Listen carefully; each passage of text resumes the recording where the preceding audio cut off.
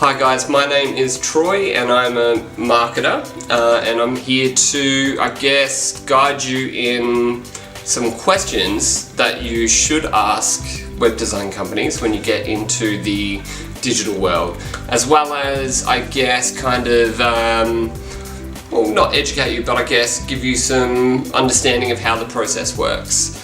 And I guess the first thing that you might be thinking of is who the heck am I and who am I to tell you what makes sense in an online world. So I am a marketer. I've been in the web design world now, in the digital world, for probably coming close to 10 years. And collectively, if you've seen the logo design video that we did, we've done over 21,000 logos. And now I manage a team of web designers. Even though I'm not a developer or a designer myself, I feel like I'm in the healthy medium of being able to kind of make it digestible, like the development kind of language. Does that make sense, I guess? Because I personally deal with clients every day, and we take on board probably 150 clients every 2 weeks. Some of them are larger clients and some of them are from the very beginning, and some of them don't know where to go or what to do or what the actual first steps are, which is why this video is here. One, to educate you and also to, I guess, prep you to ask questions to any other web designers and web developers out there. So let's get started into our first question. So, what am I paying for?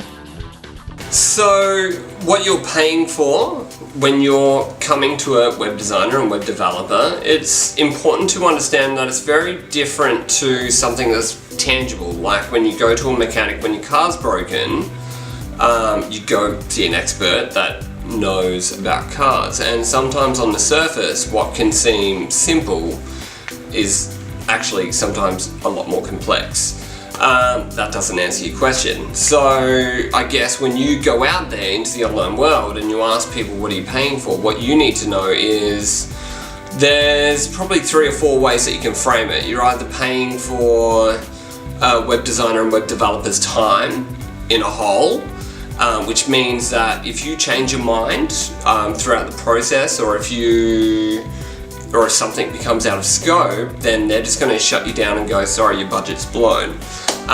You could either be paying for a template, and again, I'd be weary of this as well, because a lot of those platforms where you can get free websites, yeah, sure, they're fantastic, but you will hit hurdles and you will hit roadblocks and limitations if you need to grow in elements of, adding pages with certain specific functionality.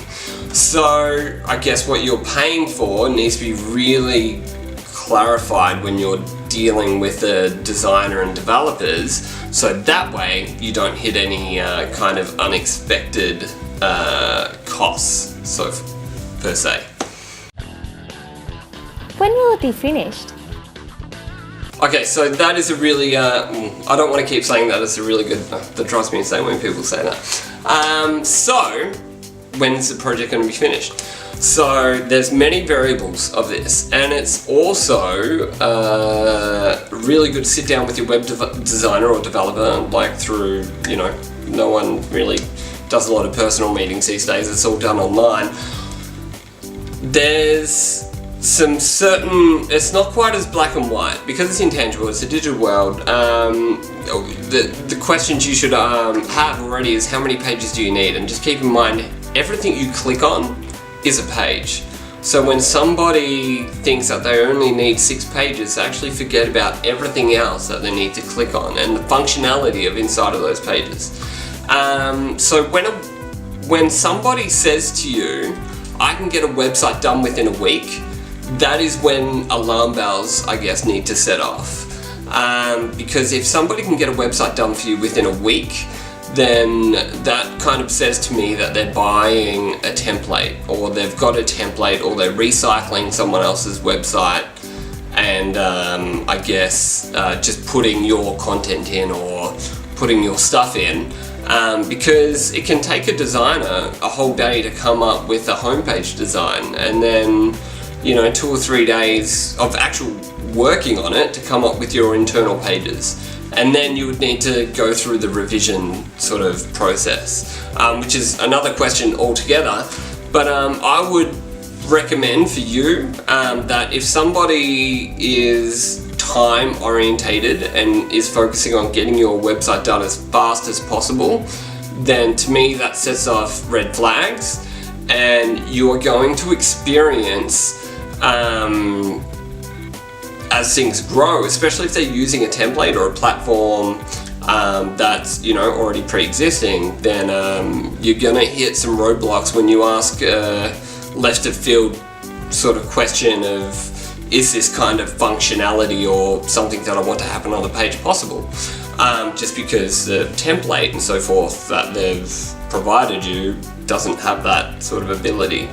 And also, it's not saying that a website should take months either, but I'm just saying that the expectation on the web designer and web developer's sort of side needs to be separated from your own expectations from yourself as well. What if I don't like it? So this is where a lot of hurdles come in when you're dealing with web designers and web developers. So essentially, sometimes what you're paying for is you're paying for concepts. And if you're paying a web designer and web developer to come up with a web design concept or a few web design concepts for you, and they provide them to you and you don't like it, then it's kind of like that's it. That's what you paid for. And I see time and time again that clients get in these kind of troubles and predicaments because they're like, I paid for a website, and it's like, well, you paid for the work to be put into the concept. So to prepare you for this would be, I would ask, how many concepts do you get? Like if you're like, what if I don't like it? Fair enough. And that's fine too, because the argument of, I want to leave it to you, you're the professionals, you guys are the creative geniuses and all that sort of stuff, that's perfectly fine. Well, it's perfectly fine for us, but I don't want to big up our own company so much. But what we find is that if we provide you something and you don't like it, like that's fine, but it's also to be expected if you don't know what you want as well. Like if you're leaving it to the professionals and leaving it to the creative geniuses and so on and so forth, like we need to remember that we're dealing with something that's very subjective. We all don't like the same music, we all don't like the same art. However, that same music and that same art is, renowned for being the most amazing music and the most amazing art in the world. It's an extremely subjective world. So if you're dealing with another company, it's important to, I guess, you don't always have to be crystal clear with what you want as well, I guess. I digress. But it's important to understand that if you don't know what you want, then you at least need to understand how many concepts do you get and how many chances do you get to revise it until you're 100% happy. What platforms is it done in? So when you go to a web designer or web developer per se, it's important to, I guess, ask what platform your website will be done in. And this is prior to even giving them the functionality. I think this is a really good trick question. I think if someone's quick off the bat to tell you that it's done in Magento or done in WordPress or done in Shopify without actually understanding you or understanding your requirements or understanding your functionality, then I believe that that should set off alarm bells as well, because then that means that they're one platform or content management system based sort of company. And what you want is you want someone, I'm not sure what you want. You might want something, you might want a template. But I know that if I was you, I would want a company that would be able to be flexible with the requirements that you have. Meaning they would first be able to go through a design process, step by step by step, showing you the homepage design, then showing you, and we say you can either reject, accept, or revise. And if you reject, then great, point us in the direction of, what you'd like to see in the next concept, provide that, revise that until that's 100%. And then when you get to the development phase, then that's a question of what platform is this done in, because then that's when the discussion happens around what functionality do you want to happen for each page. And it's only really then that you can understand what CMS or platform or what's best for the client, because there might not even be an easy, user-friendly content management system that's available that can service all of the functionality that you wish to have in your website. And that's perfectly fine as well. And then also there's another flip of the coin as well, that if you build a site based on a platform like Shopify or WordPress or Magento and things like that, you're going to need regular updates, especially with WordPress. What we find is when WordPress becomes out of date, viruses start to happen. There's robots out on the internet. It's not necessarily someone out there trying to get you, but it's like, there's bots, they're called bots, and they scroll the internet for out of date platforms and find holes in the plugins and essentially create a cyber attack and hack websites, and plugins also go out of date. And then eventually what you can find is after a couple of months your website's down and you have to go back and get something done by the people that developed it and so on and so forth.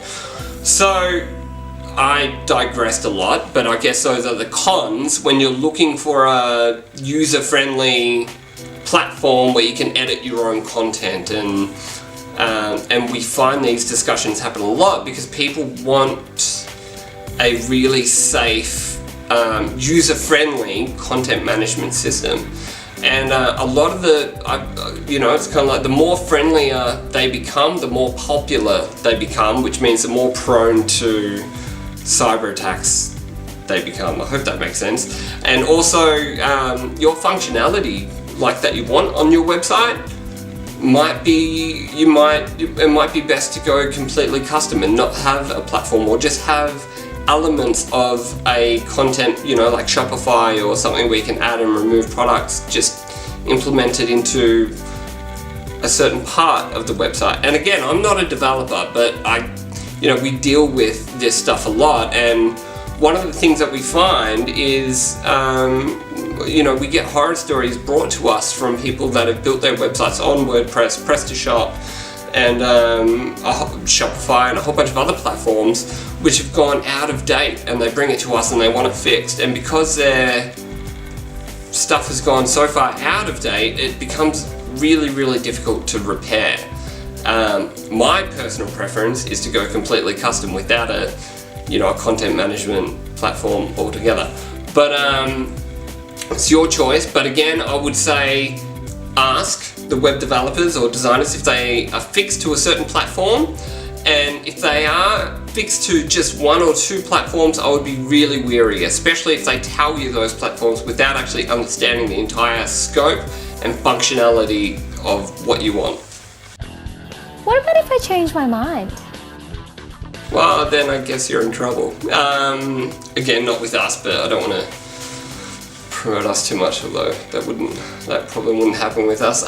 So normally with web design and web developers company, you give them a brief, and then they design and develop it on that. And then if you, for an example, wish to change any elements of that, then you are going to encounter budget blowouts.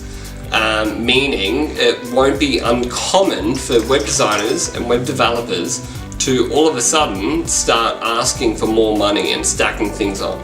So I think this is an important question to ask people when you're getting your website designed and developed, especially if your functionality changes a month after, because it's normal for businesses to evolve and innovate and come up with new systems. I mean, that's just normal in business. And if you're not doing that, then you certainly need to revisit your marketing strategies. But you need to be able to work with a team that understands that business grows and understands that things change. Because by the time you start the website and by the time you finish the website, a certain technology or a certain idea or a certain marketing strategy might be entirely out of date. And I value that, and I think you should value that as well. And I think that's an important question that you need to bring up when taking your website to, whatever company you wish to go to. When do I need content? Okay, so firstly, a web designer and web developer don't write content, and I think that's important to address straight off the bat. And you can get a copywriter, but it's not the web designer or web developer's job. And I'd also be weary if a web designer and web developer do content as well, because one, they're going to be potentially overcharging it. I mean, that's a very generalistic kind of view on doing it, but I'm very skeptical when it comes to web designers and web developers doing copywriting. And I'm also actually quite skeptical of copywriters doing copywriting. I think if it's your baby and if it's your project and if it's your everything that you want to do, then you should write the content yourself. No, because if someone writes your content, you're going to reject it anyway. Like, it's not you, it's not your words.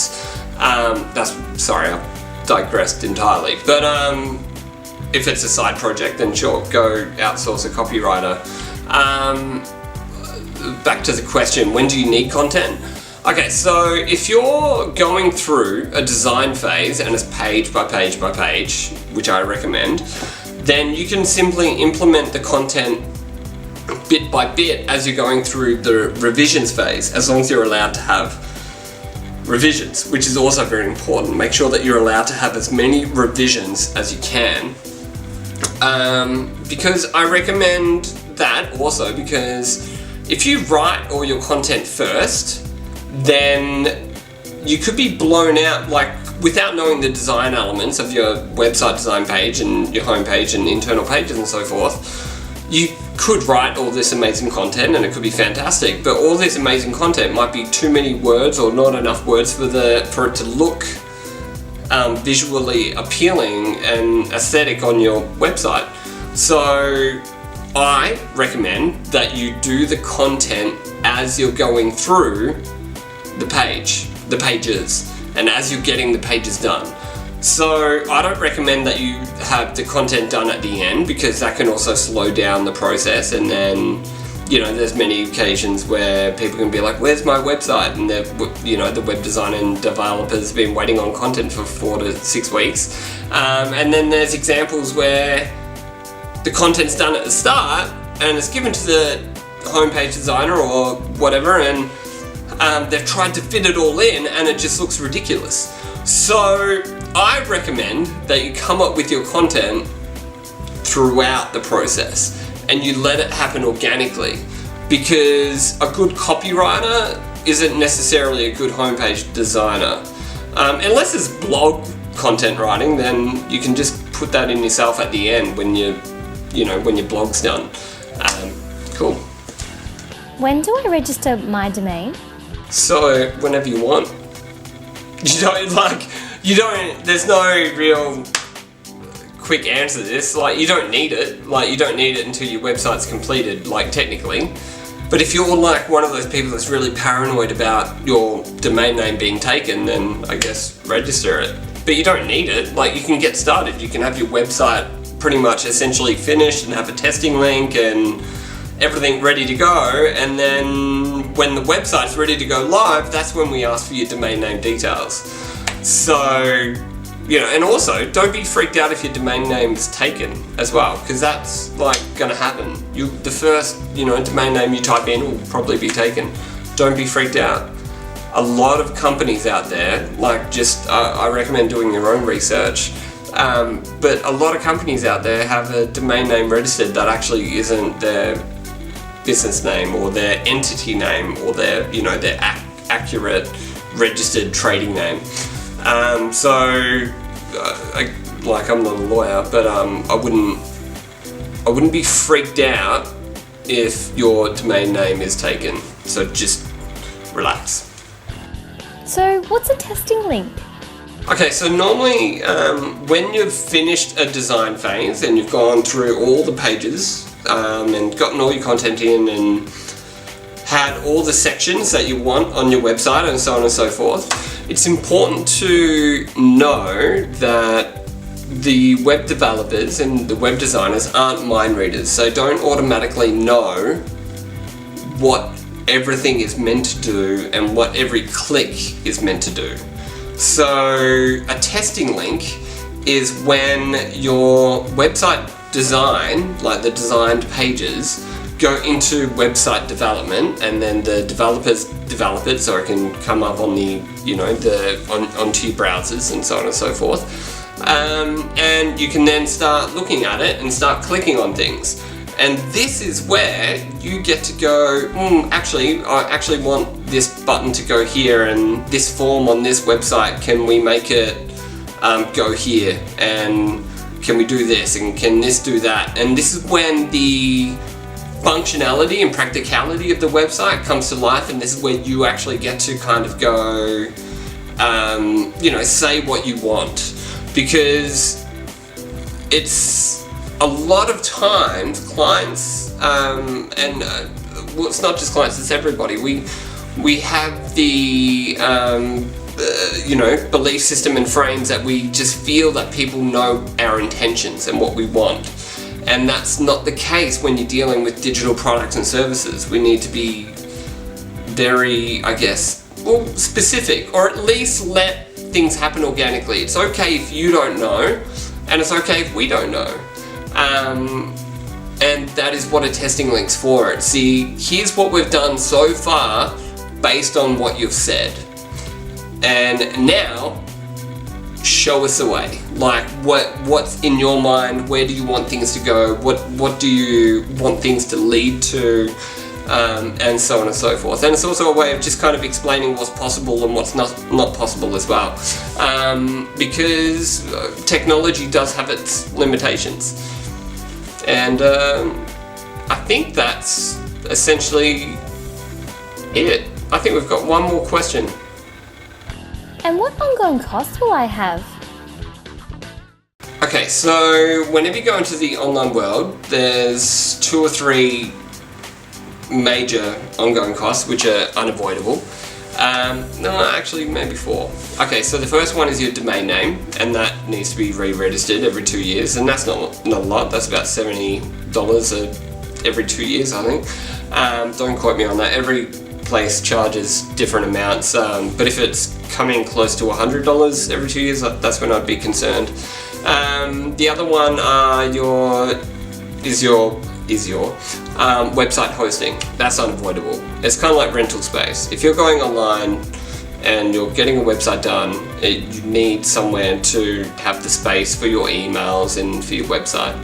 And if you're an online store, I would recommend considering making your store an secure online store, which would be if you go to a few online stores like PayPal or eBay, you will notice that it's got like a little secured little padlock thing in the browser.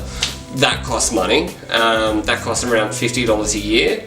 And I know that you need something called a dedicated IP, and again, I'm not a developer and I don't know why you need this. I've been told mixed things at this point in time, that you do need an IP and you don't need an IP address. I'm not 100% sure on it. That costs $50 a year.